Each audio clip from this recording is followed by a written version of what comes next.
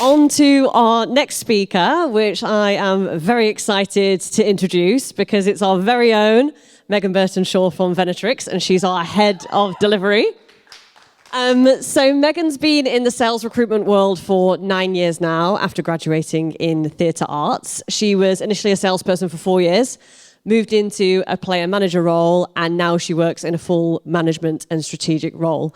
She joined Venatrix in February, so I can personally vouch for her managerial capacity. She's done a lot to really evolve our culture, helped add lots of structure into the business, helps consult with me on strategy, and is personally somebody I really enjoy working with. So I'm really looking forward to hearing your talk, Megan. Take it away. Good luck. Okay, thank you. So I have been in recruitment now for 9 years. 6 of those years have been in a management role, and I have probably interviewed close to 200 candidates, which is a little bit terrifying. I can count on one hand the amount of people who haven't said they want to go into a management role. However, a study recently found that 82% of managers aren't effective. So there is a little bit of a disconnect here. This talk is not in any way to discourage anyone from going into management. As I said, I've been doing it for 6 years and I absolutely love it most days. However, it is employee to have a little bit of a think about if management is actually the right career for you. So here are my 7 top questions for anyone who is considering going into a management role to ask themselves. So question number 1. Thank you. Can you toe the party line? What do we mean by this? We're going to do another hands up. Pop your hand up for me if you have ever been in a business where you haven't agreed with a business decision. It's fine. We won't tell your managers. Great. Keep your hand up for me if you have made that known, whether that be verbally or via your facial expressions. Yeah. So this is what we mean by towing the party line. As a manager, it is absolutely fine to not agree with a business decision that has been made. However, what you have to be able to do is understand why the business is making that decision, get behind the decision, and be able to back it to your team. Question number 2 is, can you keep your cool?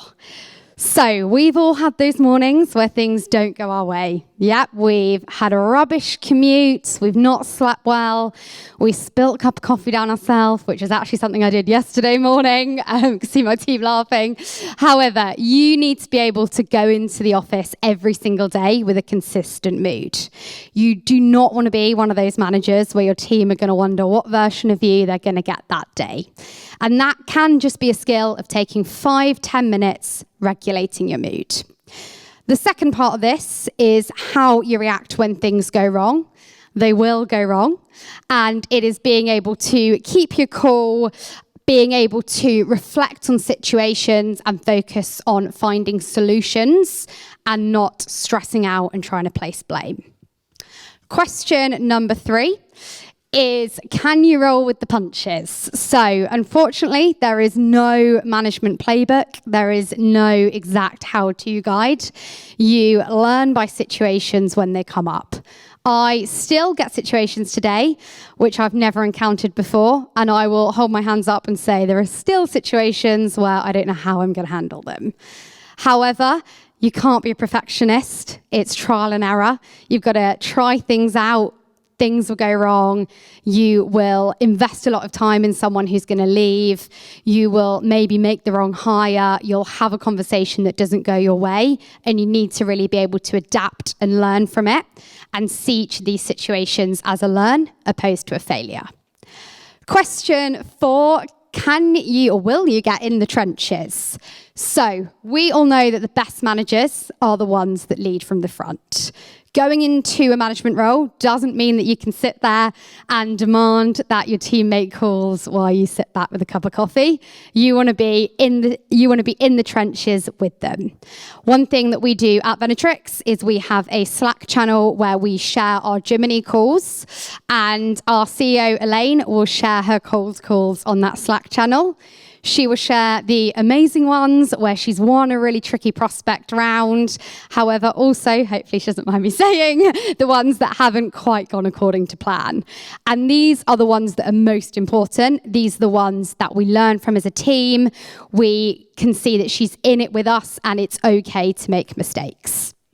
People will buy way more into you as a leader if you are authentic, you're in the trenches with them, you're making mistakes, than if you are at your desk barking orders.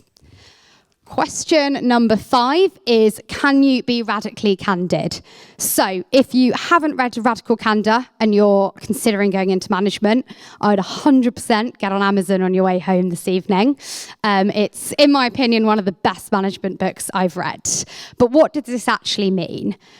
Being radically candid basically means being able to care about your team personally, but also be able to challenge them directly. When I first went into management, this was my biggest development area. I was so empathetic towards my team that I was actually doing them a disservice because I wasn't pushing them. And this can be really hard when you're moving from a peer member to a manager. However, the harshest thing you can do is not being hard, and the worst thing that you can do is nothing. It's not going to be easy. You're not going to be everyone's best friend. You're not going to be popular all the time. However, it is going to make you a good manager, and it's going to make them bloody good salespeople. Question number 6, can you lose the ego? So, as we know, salespeople can have a little bit of an ego sometimes. We love the glory, we love the shout outs, we love being number one, and it can be a bit of a bitter pill to swallow when you learn that it is no longer about you. Your wins are going to come from you individuals on your team hitting target, how you're contributing to the business and the wider goal, so your top performer in your team moving to their next step progression-wise. And it's not easy if you are extrinsically motivated, like a lot of us are. The second part of this is actually around feedback. So obviously, part of your role as a manager is giving feedback, but you also need to be able to accept feedback. And that is not just from your seniors, but most importantly, from your team. You don't automatically get a role of a manager, and that means that you know best. And getting feedback from your team will be one of the most valuable things in growing you as a manager in your career. One of my favorite pieces of advice I've been given is a manager works for the team and not the other way around. And then finally, if this hasn't put you off and you still feel like you're up for the challenge, are you acting for the role that you want, not the job that you've got? And I don't mean go in tomorrow, pretend you're CEO and start barking orders. I mean, have a think about the behaviours that you're demonstrating. So like Leah alluded to, going from an SDR to an AE, are you thinking about the behaviours that we want to see within a management role? Whether that be starting to understand the business commercially, whether that be understanding your manager's objectives and how that's driving the business forward. Are you putting in 15 minutes to have a cup of coffee with someone that could do with a bit of support to get them over the line? These are the things that you want to be thinking about. Don't wait until you have that title, until you start acting for that role. And then finally, I wanted to finish with my top reading recommendations. Massive bookworm. So if you are wanting to go into management, take a quick picture of the screen here. I mean, there are millions of management books out there, but here are my go-to. I'm also always happy to connect with people on LinkedIn and have a chat with anyone that is considering a management role or is in the early stages of their management role and wants some outside advice. And then finally, I'm going to do a shameless little plug. I am hiring as well at the moment for my own team.